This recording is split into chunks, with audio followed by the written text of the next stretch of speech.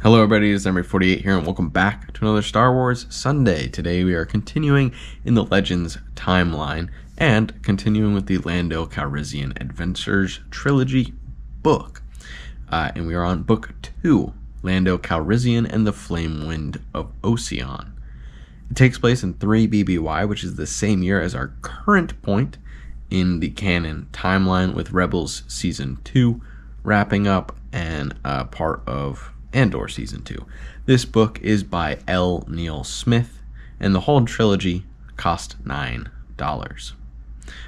Chapter 1. Lando Calrissian is the owner of the Millennium Falcon. It was sabotaged by a bomb on his way to a Sabacc event on Oseon 6845, an asteroid that is a retreat for the wealthy.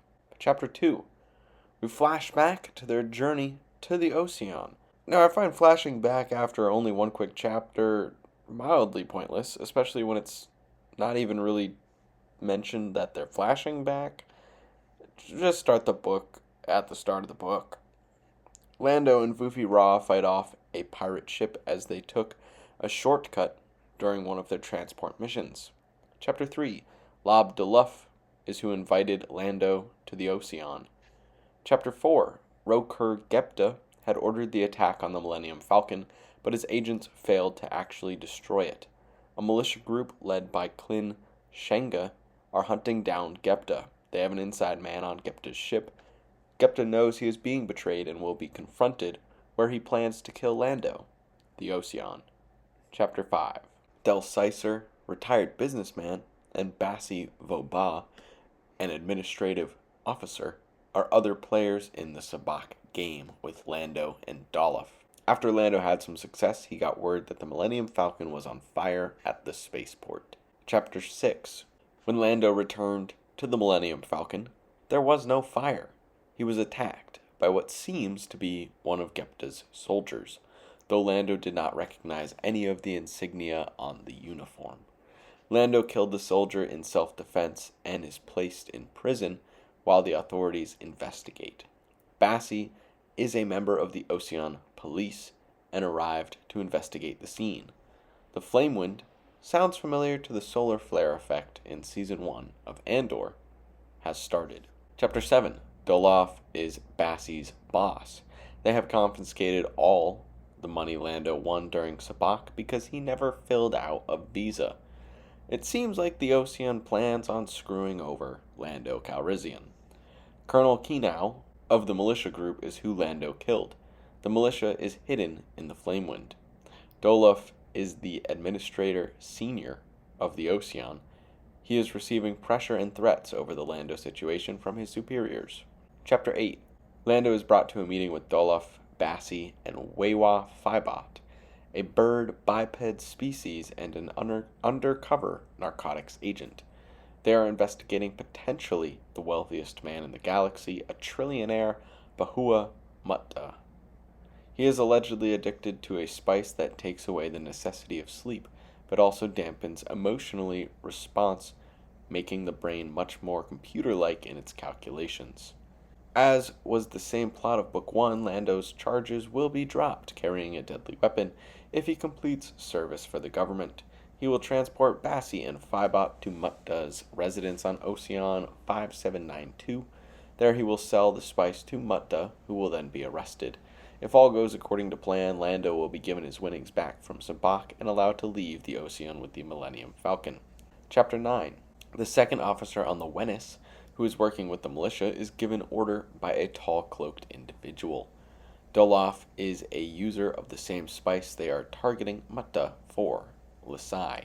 Chapter 10. The journey for the Millennium Falcon is very turbulent. Vufi Ra has shut off as he was malfunctioning due to radiation exposure. Bassi and Phibot are having radiation-induced hallucinations. I don't know how Lando is fine with the radiation. The militia launches its fighters toward the Falcon. Chapter 11. Hiding in a cracked asteroid, Lando escaped the militia. During the battle, Phibot broke both his legs. He is still hallucinating. Bassi has come to and was only minorly injured by the battle. Chapter 12. Phibot has eventually come to as well. They have made what repairs they can to the Falcon. Lando's spacesuit was tampered with before he went onto the Falcon's hull to make repairs. Bassie dragged Lando back into the Falcon. Lando is keeping Bassie and Phoebot in the lounge until he figures out who sabotaged his suit. The militia have found where the Millennium Falcon is hidden. Chapter 13. Lando imploded the asteroid, sending debris into the militia, allowing the Falcon to escape. 19 of the 24 militia fighters have either been killed or are missing because of the storm. The Falcon has arrived at the mansion estate of Mutta. Chapter 14. Lando made the sale of Lasai. Phoebot and Bassie stormed the house, announcing the arrest of Mutta, who nodded at Phoebot, who then shot and killed Bassie. Chapter 15. Phoebot gave his whole report to Mutta, including revealing he was the saboteur of Lando's suit. Mutta then killed Phoebot and put Lando in cuffs. Mutta then removed his disguise, revealing his true self, Rokur Gepta. This is a crazy unexpected twist. The book was pretty boring to me to this point, but that turn of events was well done. Chapter 16. Gepta tortures Lando, forcing him through fear-based nightmares based on life-threatening parts of his past. Gepta had been manipulating events to sour Lando's business transactions and got him invited to the Oseon, killed Mutta, and replaced him. Chapter 17. The militia launched their attack on the asteroid. Lando used the distraction to escape and rendezvous with Vufi Ra. In the Falcon's escape of the asteroid, Lando shot down 2 of the fighters. A ship, likely Gepta, left the asteroid shortly after the Falcon, escaping the system. The militia did not see this, blew up the asteroid, losing another fighter to the explosion.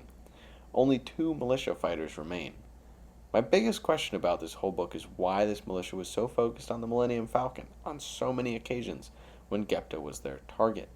Lando and Vufi Ra rescued an unconscious pilot from one of the surviving fighters. When he woke and saw Vufi Ra, he claimed he was the destroyer of his home world, so Vufi Ra was the militia's target, not Gepta, which then makes me question why there was an inside man on Gepta's ship. Why have an inside man following a guy that you're not trying to kill?